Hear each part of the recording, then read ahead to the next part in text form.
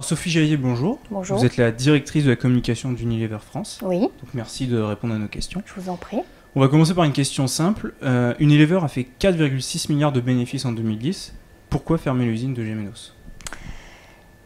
D'abord, ce sont deux choses totalement différentes. Je vais répondre à pourquoi on ferme l'usine de Gémenos. On ferme l'usine de Gémenos tout simplement parce qu'on a ce qu'on appelle un problème de surcapacité. On fabrique beaucoup trop de sachets de thé par rapport aux sachets de thé qui sont vendus. Et il faut savoir qu'en Europe, on a donc 4 usines qui fabriquent ces sachets de thé. Et que de ces 4 usines, on n'a besoin que de 3 usines. Gémenos représente 5% de la production européenne et 27% des coûts. Donc c'est l'usine qui est la moins compétitive, on va dire. C'est un projet qui est très très difficile et je comprends que les salariés aient beaucoup de mal à l'accepter. On a essayé, avant d'arriver à cette solution de fermeture, on a envisagé toutes les solutions. On a consulté des repreneurs potentiels, etc. Mais le marché du thé actuellement est organisé de telle sorte que on a vraiment de la surcapacité. Et donc, voilà, donc on en est arrivé à cette fermeture. Mais quand on regarde les faits depuis le début, on a un peu l'impression quand même que c'est la chronique d'une mort annoncée pour Gémenos, puisque au départ c'était une filiale autonome avec sa propre force de vente, sa gestion des matières premières, ça tournait assez bien, il faisait du résultat. En 2000, ça devient qu'un simple centre de production, puisque le marketing et la force commerciale sont rapatriés au siège. Et en 2007, l'achat des matières premières est retiré des mains de Fralib. Donc finalement, c'est plus qu'une unité de production pilotée. Donc on a l'impression que c'est un démantèlement sur le long terme, quoi. Pas du tout. On organise la production, la gestion de la production, on la fait évoluer en permanence. Toutes nos usines sont organisées comme ça. Ce qui fait qu'aujourd'hui, nous en sommes arrivés à la fermeture de Gémenos, c'est vraiment un problème de surcapacité. Trop de sachets sur le marché par rapport à ce que les consommateurs achètent. Et comment vous vivez, là je parle vraiment du cirque médiatique qu'il y a autour de cette affaire.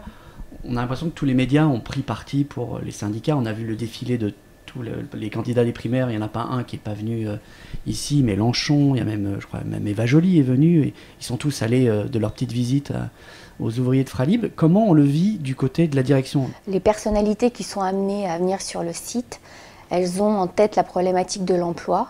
Cette problématique de l'emploi, c'est aussi la nôtre. Donc nous, on se consacre maintenant au reclassement. C'est ça qui est la priorité pour nous. Donc il y a un cabinet qui a été mandaté. Et aujourd'hui, on a déjà 20% des salariés qui ont trouvé une solution d'emploi, une solution qui réponde à leurs attentes. Donc, et on a 87% des salariés qui ont débuté leur congé de reclassement. Donc concrètement, ça veut dire quoi?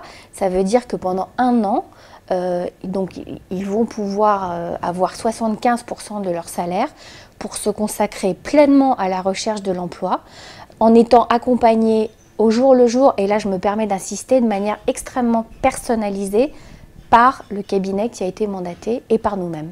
Quand on vous écoute, vous dites que vous êtes là vous mettez tout en œuvre pour les salariés, etc., pour leur offrir un autre avenir. Mais alors comment vous expliquez cette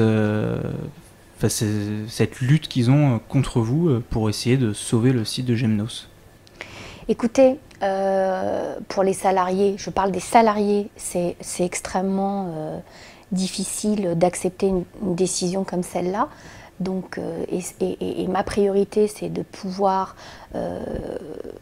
leur dire qu'on les accompagne, qu'on est à côté d'eux et qu'on va les aider à trouver une solution d'emploi. Maintenant, il y a des manifestations, on va dire, qui n'ont finalement pas grand-chose à voir avec la volonté de reclassement. Donc le conflit est récupéré pour vous? Le conflit, je ne sais pas, je n'ai pas d'avis. Moi, ce qui m'intéresse, ce ne sont pas les démonstrations de violence, etc. Moi, ce qui m'importe, ce sont les salariés. On va revenir à la production. Vous allez redistribuer une partie de la production sur le site belge et le site polonais. Oui. Quand on connaît les salaires qui sont pratiqués dans l'Est de l'Europe, ça ressemble quand même un peu à de la délocalisation. Alors, vous me donnez une excellente occasion de clarifier certains points. Il faut savoir que tout ce qui a pu être dit sur les délocalisations, etc., est complètement erroné et faux. 70% de la production de Gémenos part à Bruxelles, en Belgique. Moi j'ai un chiffre, c'est 73% vers la Pologne. Alors, votre chiffre, je suis désolée, mais il est faux. 90% des productions qui seront vendues en France seront fabriquées à Bruxelles en Belgique. C'est ça qui est important et c'est ça la réalité du projet. Et avant le projet, c'était fabriqué en France. C'était fabriqué en France, mais aussi à Bruxelles. Aussi à Bruxelles. Oui.